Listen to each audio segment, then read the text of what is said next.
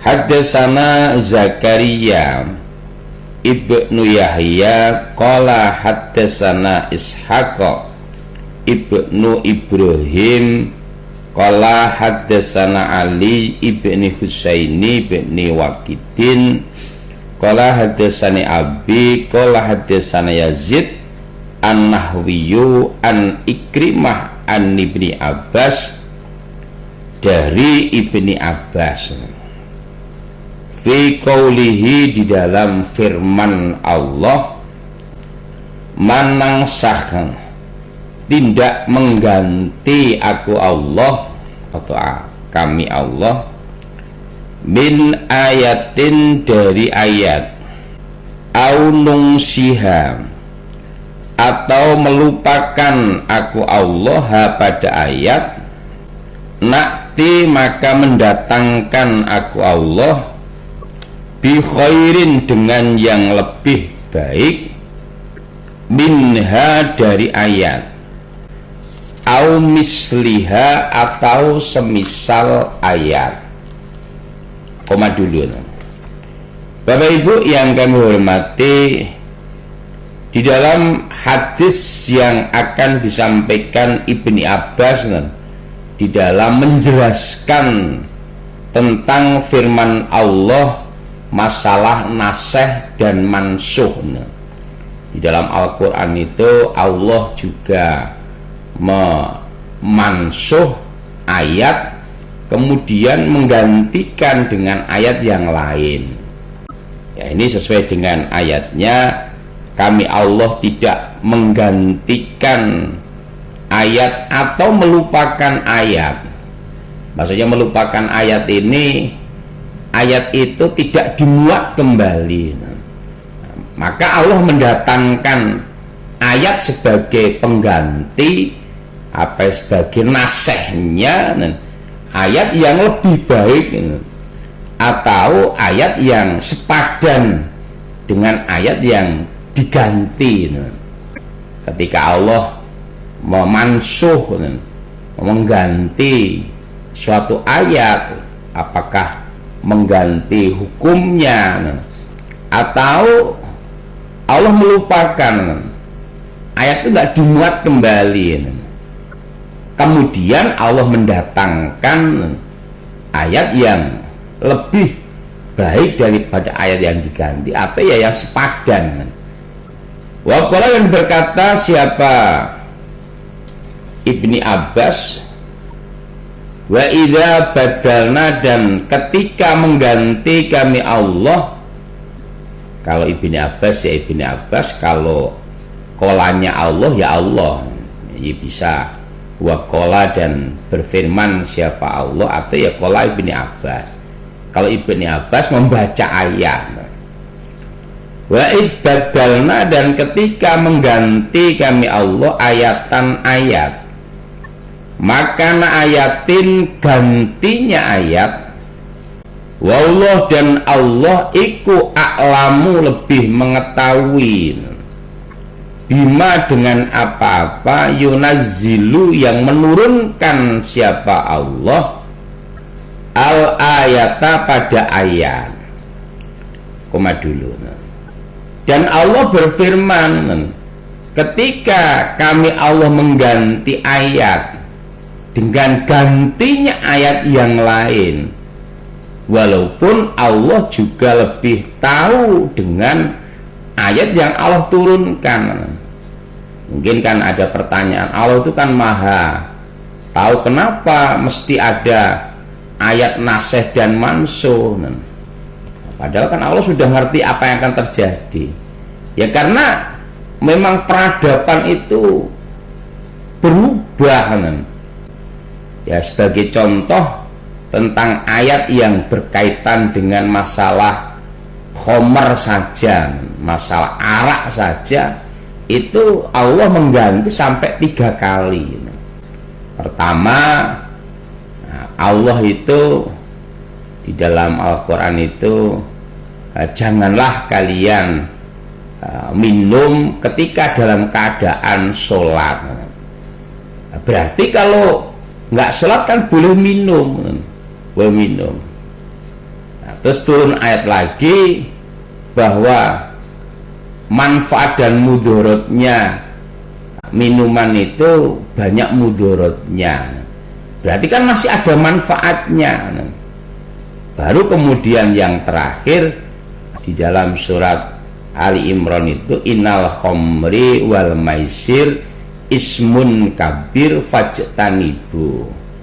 Sesungguhnya arak atau minuman itu menjijikkan dan dosa besar, maka jauhilah. Jadi di dalam arak sendiri turunnya itu bertahap, tidak langsung dilarang. Karena memang zaman dulu budaya orang-orang Arab itu ya minum minuman begitu. Kalau kemudian langsung dilarang mungkin malah nggak efektif. Jadi Allah ngerti kenapa di dalam Al-Quran itu Allah menurunkan ayat nasih dan mansuh. Padahal Allah kan ngerti mestinya kenapa nggak langsung saja. Allah tahu pertimbangannya. Kenapa Allah menurunkan ayat itu tidak langsung begitu. Waqala dan berfirman siapa Allah yang Yamhaku menghapus. Siapa Allahu Allah ma yasha'u apa-apa yang menghendaki siapa Allah. Ayusbitu dan menetapkan siapa Allah. Wa indahu dan di sisi Allah ummul kitabi induknya kitab. Koma dulu. Kemudian Allah juga berfirman bahwa Allah menghapus apa yang Allah kehendaki dan Allah menetapkan apa yang Allah kehendaki. Ya tadi di hukum Allah menerapkan yang namanya nasih dan mansuh. Ada ayat itu yang dimansuh kemudian dinasih. Ada ayat itu yang ditetapkan. Ya wajar kayak hukum manusia pun juga sama kan. Hukum manusia itu ada yang kemudian diamandemen. Ya, seperti Undang-Undang Dasar 45 pun juga mengalami beberapa amandemen. Dan di sisi Allah sana ada induknya kitab di Lauhil Mahfuz itu ada catatannya bahwa dulu ada hukum seperti ini, terus berubah menjadi seperti ini, terus berubah menjadi seperti ini, ada catatannya. Kalau di dalam arsip nasional itu ada. Nah, arsipnya Allah ada di Lauhil Mahfuz. Jadi umul kitab itu maksudnya di Lauhil Mahfuz sana. Ada arsipnya, bahwa di dalam hukum-hukum Allah pun juga mengalami yang namanya nasih dan mansuh. Ada yang diamandemen, ada yang diamandemen total, ada yang diamandemen sebagian, ada yang diamandemen hukumnya namun lafadznya tidak, ada yang diamandemen ya lafadz ya hukumnya. Jadi mansuh itu seperti itu, nasih mansuh itu ada yang dimansuh sebagian, ada yang hukumnya yang dimansuh kalimatnya tertulis di dalam Al-Quran, hukumnya yang dimansuh, ada yang dimansuh juga tulisannya dan juga hukumnya. Nah kok tahu di mana? Kalau kita ya ada di Lauhil Mahfuz, di induknya kitab Allah. Nah, di Lauhil Mahfuz sana ada catatannya atau ada pengarsipannya. Kita lanjutkan. Fa awwaluma, maka pertamanya apa-apa, manusikho, apa-apa yang diganti, minal Qur'ani dari Al-Quran, iku al-kiblatu kiblat. Koma dulu. Kemudian ayat yang pertama adanya nasih dan mansuh itu masalah kiblat. Ayat yang pertama kali menjelaskan ayat nasih dan mansuh, ada ayat yang diganti, yaitu masalah kiblat. Jadi ketika Nabi Muhammad itu hijrah ke Madinah, Nabi diperintahkan ketika sholat itu menghadap ke arah Baitul Maqdis. Baitul Maqdis itu Palestina. Nah, setelah berlalu kira-kira 18 bulan, Nabi merasa tidak nyaman dengan kiblat yang ke arah Baitul Maqdis itu, karena kita sama-sama tahu bahwa Baitul Maqdis itu merupakan kiblatnya orang-orang Yahudi. Nah, sehingga Nabi nggak merasa nyaman, masa kita punya agama sendiri kiblatnya ke Baitul Maqdis. Nah, kemudian Allah menurunkan ayat di dalam surat Al-Baqarah itu, fawallu wujuhakum ilal masjidil haram. Maka Allah kemudian memerintahkan kepada Nabi Muhammad untuk menghadapkan wajahnya pada kiblat yang disenangi Nabi Muhammad, yaitu ke arah Masjidil Haram. Maka kalau dalam peristiwa itu, ketika Nabi sudah dihadapkan kiblatnya ke arah Masjidil Haram, ada orang-orang Ansor yang belum ngerti kalau kiblatnya sudah dipindah. Nah, ketika ada sahabat yang sudah sholat bersama Nabi menghadap ke Baitul atau Masjidil Haram, dia menjelaskan, sekarang kiblatnya sudah dihadapkan ke Masjidil Haram, maka pindahlah.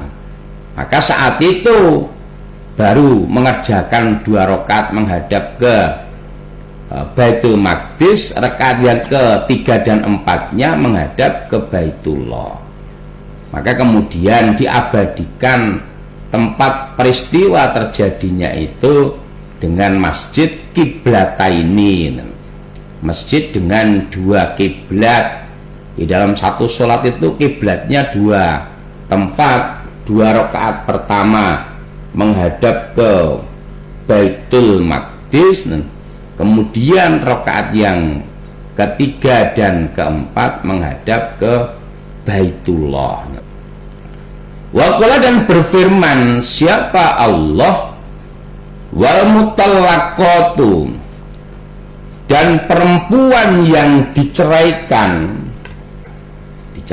suaminya, yatarabbasna, menunggu siapa perempuan, biangfusihina, dengan dirinya perempuan, menunggu untuk tidak menikah, untuk tidak menerima lamaran seorang laki-laki, salah satu kuru'in 3 sucian, wala yahilu, dan tidak halal, lahunna, bagi perempuan, maksudnya istri yang diceraikan tadi,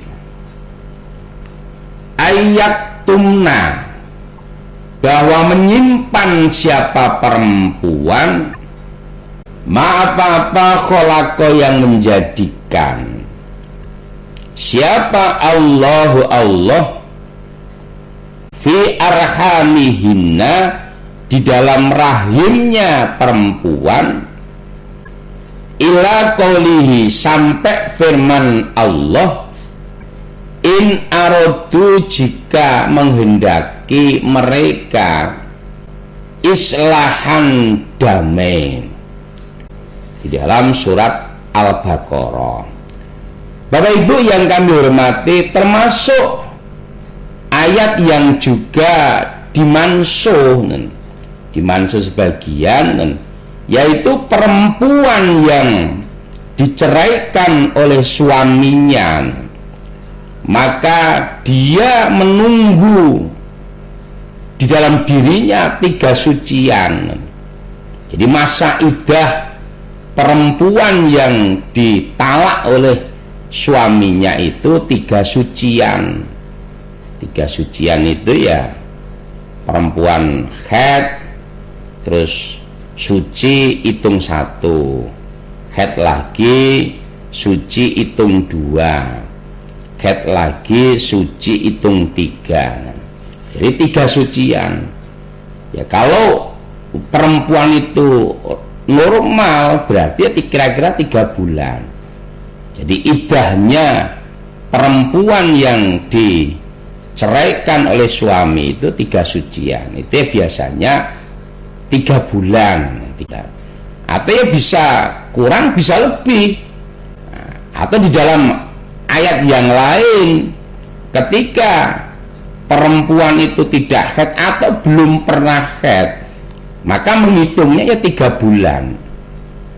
Masa iddahnya, masa iddah itu fungsinya pertama tujuannya untuk saling evaluasi diri. Dan tujuannya apa? Barangkali suami yang mentalak tadi masih ingin merujuk. Selama masih talak 1 dan 2, maka suaminya lebih berhak untuk merujuknya. Kemudian perempuan yang ditalak oleh suaminya, maka dia tidak boleh menyembunyikan apa yang Allah ciptakan di dalam kandungannya. Maksudnya apa? Kalau perempuan yang ditalak tadi kok dalam keadaan hamil, maka ya dia tidak boleh menyembunyikan kandungannya. Karena apa? Ketika perempuan ditalak dalam keadaan hamil, iddahnya beda.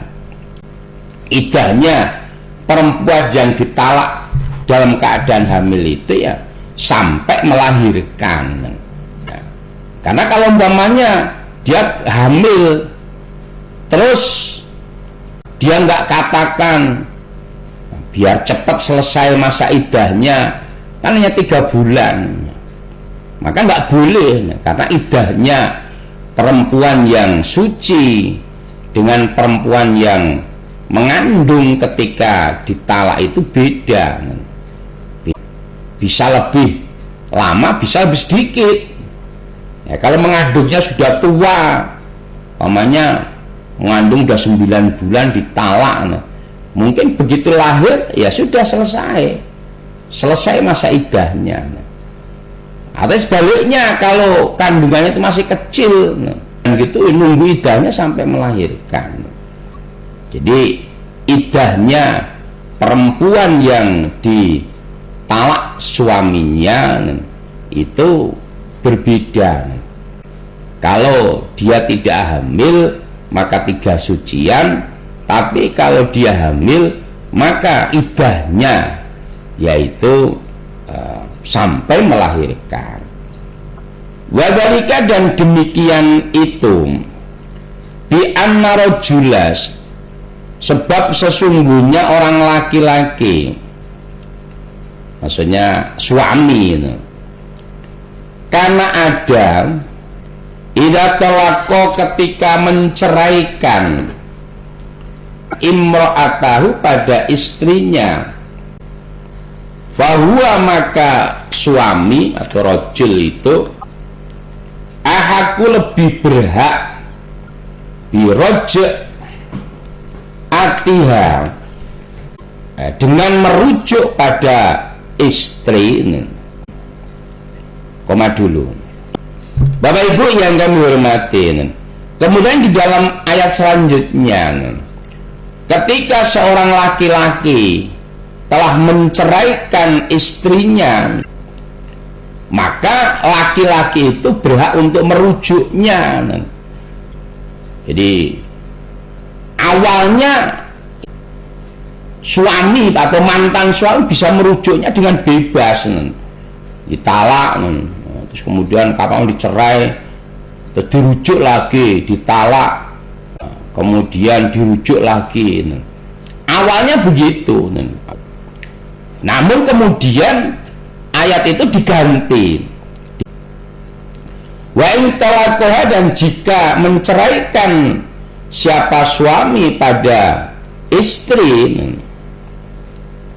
salasan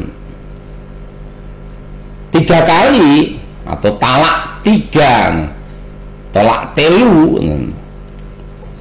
fanasakho, maka mengganti siapa Allah zalika, demikian itu, waqala, dan berfirman siapa Allah, at-talaqu, adapun talak atau cerai, iku marrotaini, 2 kali. Fa imsakun, maka menahan, bima'rufin, dengan baik, au tasrihun, atau melepas, biihsan, dengan baik. Jadi awalnya ketika seorang suami menceraikan pada istrinya, maka dia berhak untuk merujuknya, dia lebih berhak daripada yang lain. Namun akhirnya banyak orang yang mempermainkan, dia cerai, dirujuk, dicerai, dirujuk, dicerai, ini untuk main-main. Sampai akhirnya Allah menurunkan ayat, ketika sudah talak 3 maka tidak bisa dirujuk, atau laku marrotan, bahwa talak itu hanya 2 kali. Seorang suami bisa merujuk istrinya ketika masih talak 1 dan talak 2. Ketika sudah talak 3, maka dia tidak bisa merujuk pada istrinya tadi, kecuali sudah menikah dengan suami yang lain. Kemudian suami yang lain tadi menceraikan, baru boleh dia rujuk. Namun kalau tidak, nggak boleh. Sehingga tidak bisa main-main lagi tentang talak itu. Dan talak itu ada 2 hal, bercandanya dan sungguh-sungguhnya jadi, yaitu talak dan rujuk. Sehingga masalah talak ini supaya hati-hati. Suami jangan gampang ngomong talak, ngomong cerai, karena ya tadi, kalau sudah jatuh talak 3, maka dia tidak bisa merujuk istrinya itu sampai dinikahi oleh suami lain. Dan sudah dipahami bahwa talak itu nggak ada pemutihan. Tahun berapa pernah mentalak istrinya 1, talak 1, ya ditulis 1, terus dia rujuk, tetap talak 1 itu nggak hilang. Terus berlangsung lagi, kira-kira 10 tahun berikutnya talak lagi kepada istrinya, ya berarti sudah talak 2 itu, sudah warning itu. Kalau suatu saat dia talak lagi, berarti talak 3, maka dia tidak boleh merujuk pada istrinya, sampai kemudian bekas istri tadi dinikahi oleh suami lain. Maka ketika sudah talak 2, maka ya supaya menahan dengan baik atau melepas dengan baik. Kalau memang tetap dia menjadi istrinya, ya dijaga, jangan sampai mengucapkan talak lagi. Kalau kan sudah mengucapkan talak yang ketiga, maka nggak bisa dirujuk. Kalau memang ingin dilepas, ya dilepas dengan baik gitu. Ya, sehingga tidak mempermainkan perempuan. Ya tadi perempuan dipermainkan dengan talak tadi. Awalnya begitu. Jadi suami karena dia megang kendali talak itu kan suami, talak istrinya. Terus ya, istrinya mau kawin lagi, mamanya habis masa idahnya dirujuk. Tujuannya apa? Biar menyiksa istrinya. Nah, begitu sudah dirujuk, nah, sudah aman ini ya. Terus ditalak lagi nanti. Ketika sudah mau habis masa idahnya, sengaja dirujuk lagi ya. Jadi mempermainkan. Akhirnya Allah menurunkan ayat yang mengganti gitu. Jadi ketentuan seorang suami lebih berhak untuk merujuk pada istrinya yang ditalak tadi hanya talak 1 dan 2. Kalau talak 1 dan 2, iya, yang berhak untuk menikahi ya suaminya. Namun kalau talak 3, maka tidak bisa lagi. Sehingga ya tadi suami tidak bisa main-main dengan masalah talak.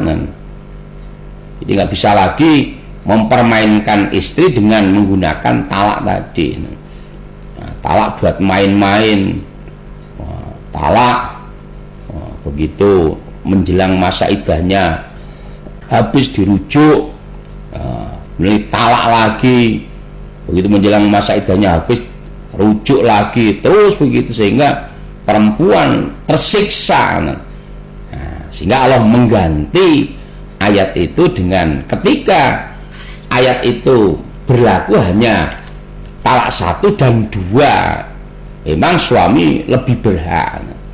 Namun ketika sudah talak 3, maka tidak lagi, bahkan tidak boleh menikahi sampai perempuan atau mantan istrinya tadi dinikahi suami lain, kemudian suami lain tadi menceraikan atau mungkin mati, nah, baru boleh rujuk kembali dengan istri yang pertama, dan tidak boleh direkayasa.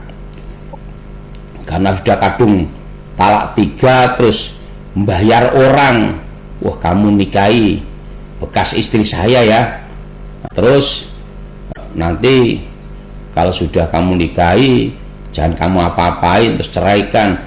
Kalau saya masih cinta akan saya kawin lagi. Lah nggak boleh, nggak boleh sampai suami yang kedua merasakan madunya istri atau sebaliknya. Ini juga tentang berkaitan dengan ayat nasakh dan mansukh.